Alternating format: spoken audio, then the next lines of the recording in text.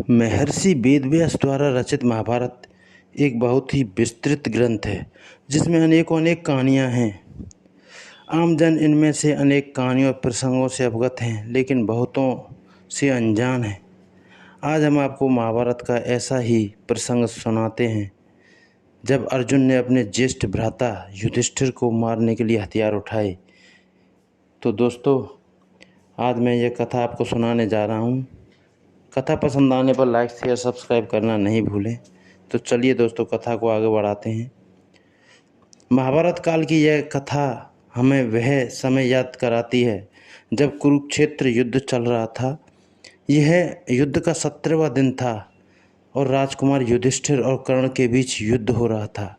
सभी को इस युद्ध से बेहद उम्मीदें थीं कि तभी शस्त्र विद्या में माहिर रहे कर्ण ने युधिष्ठिर पर जोरदार वार किया। एक के बाद एक करके कर्ण के सभी वार युधिष्ठिर पर भारी पड़ते गए और वह बुरी तरह से घायल हो गया। अब कर्ण के पास एक मौका था कि वह युधिष्ठिर को मारकर पांडवों की नींव हिलाकर रख दे, लेकिन उसने यह मौका हाथ से जाने दिया। आखिर क्यों? कर्ण ने युधिष्ठिर पर सिर्फ इसलिए वार नहीं किया क्योंकि उसने पांडवों की माता कुंती को यह वचन दिया था कि चाहे कुछ भी हो जाए वह उनके किसी भी पुत्र को जान से नहीं मारेगा, केवल अर्जुन को छोड़कर। और यही कारण था कि ना चाहते हुए भी कर्ण ने युधिष्ठिर को जीवित ही जाने दिया। जब नकुल और सहदेव ने अपने ज्येष्ठ भ्राता राजकुमार युधिष्ठिर की यह हालत देखी तो शीघ्र ही उन्हें तंबू में ले गए और जहां उनकी मरहम पट्टी के सभी इंतजाम किए गए। जब तीनों भाई तंबू में थे तो बाकी दो, अर्जुन और भीम, अभी भी युद्ध में शत्रुओं की सेना से संघर्ष कर रहे थे। अचानक ही अर्जुन को राजकुमार युधिष्ठिर की अनुपस्थिति का एहसास हुआ और उन्होंने भीम से इस बारे में पूछताछ की। तब भीम ने बताया कि किस तरह से कर्ण और युधिष्ठिर के बीच हुए द्वंद्व युद्ध में भ्राता युधिष्ठिर घायल हो गए, जिसके बाद उन्हें विश्राम करने के लिए ले जाया गया। तभी भीम ने अर्जुन से कहा कि वे शत्रुओं को अकेले ही संभाल लेंगे और अर्जुन से आग्रह किया कि वे भ्राता युधिष्ठिर के पास जाएं और उनके स्वास्थ्य का ब्यौरा लें।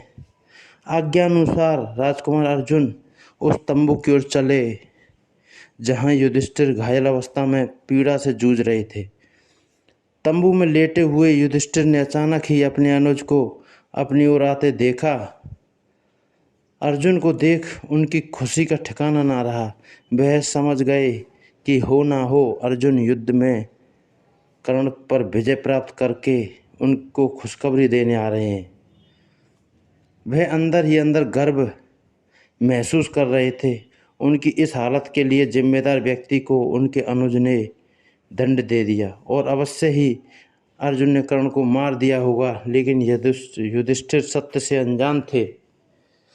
तंबू में प्रवेश करते ही अर्जुन ने ज्येष्ठ भ्राता को प्रणाम किया और उनसे उनके स्वास्थ्य के बारे में पूछा, लेकिन इससे ज़्यादा तो युधिष्ठिर इस बात को सुनने के लिए ज़्यादा उत्तेजित रहे कि अर्जुन ने कर्ण को मारा या नहीं।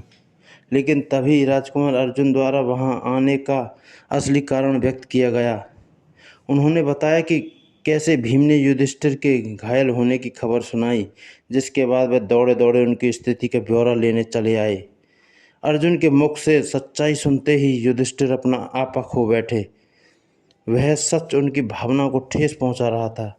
उन्हें ऐसा महसूस हुआ मानो कोई उनके सम्मान को तीर के समान चीरता हुआ जा रहा हो। वे बेहद क्रोधित हो उठे और बोले, तुम यहाँ केवल मेरे घावों के बारे में पूछने आए हो या फिर उन्हें कुरेदने आए हो? तुम किस प्रकार के अनुज हो जो अब तक अपने ज्येष्ठ भ्राता के अपमान का बदला नहीं ले सके? युधिष्ठिर के इन कटु वचनों को सुनकर अर्जुन बेहद शर्मिंदा महसूस कर रहे थे, लेकिन युधिष्ठिर का क्रोध शांत नहीं हो रहा था। वे आगे बोले, यदि तुम मेरे लिए इतना भी नहीं कर सकते तो तुम्हारे इस गांडी वस्त्र का कोई लाभ नहीं। उतार कर फेंक दो इसे। अपने प्रिय गांडीव अस्त्र की निंदा सुनते ही अर्जुन के मुख पर निराशा वाले भाव एक पल में क्रोध के भाव में बदल गए।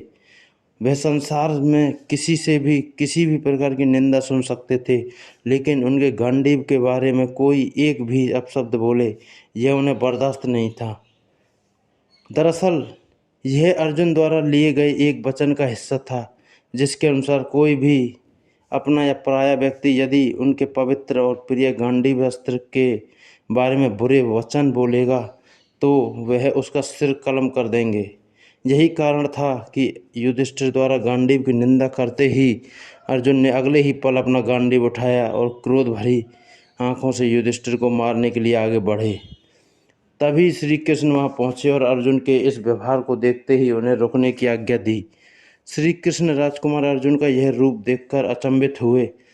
वे समझ नहीं पा रहे थे कि आखिर ऐसी क्या बात हुई जो अर्जुन अपने प्रिय भाई युधिष्ठिर के प्राण लेने को आमादा हो गए।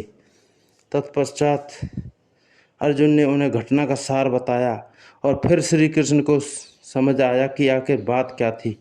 उस समय भगवान कृष्ण ने अर्जुन को समझाया और बोले, हे अर्जुन, मैं तुम्हारे अपने गांडीव के संदर्भ में लिए गए वचन का सम्मान करता हूँ।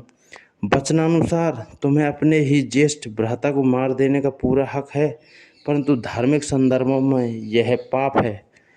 लेकिन दूसरी ओर अर्जुन भी अपने वचन से मजबूर थे, लेकिन मनसा को और गहराई से समझते हुए श्री कृष्ण बोले, अर्जुन, यदि तुम्हें अपने वचन को पूरा करना है तो इसका एक अन्य साधन भी है। माना जाता है कि अपने से बड़ों का अनादर करना उन्हें मृत्यु दंड देने के समान होता है। यदि अभी तुम अपने ज्येष्ठ भ्राता का अपमान करो तो तुम्हारा वचन पूरा हो जाएगा। श्री कृष्ण की आज्ञा अनुसार अर्जुन ने अगले ही पल युधिष्ठिर का तिरस्कार किया। अपने द्वारा किए गए इस अनादर को अर्जुन सहन न कर सके और इस बार अपने ही प्राण लेने के लिए उन्होंने अपनी तलवार उठा ली, लेकिन भगवान श्री कृष्ण ने ऐसा करने से उन्हें रोक दिया। उन्होंने अर्जुन को बताया कि कैसे खुद के प्राणों का अंत करना यानी कि आत्मदाह करना शास्त्रों में अधर्म माना जाता है और पांडवों द्वारा अधर्म के मार्ग पर चलना एक बहुत बड़ा पाप और अन्याय साबित होगा, इसलिए उसे धर्म का मार्ग चुनना चाहिए। तो दोस्तों, कथा अगर पसंद आई हो तो लाइक शेयर सब्सक्राइब करें। जय जय श्री राधे दोस्तों।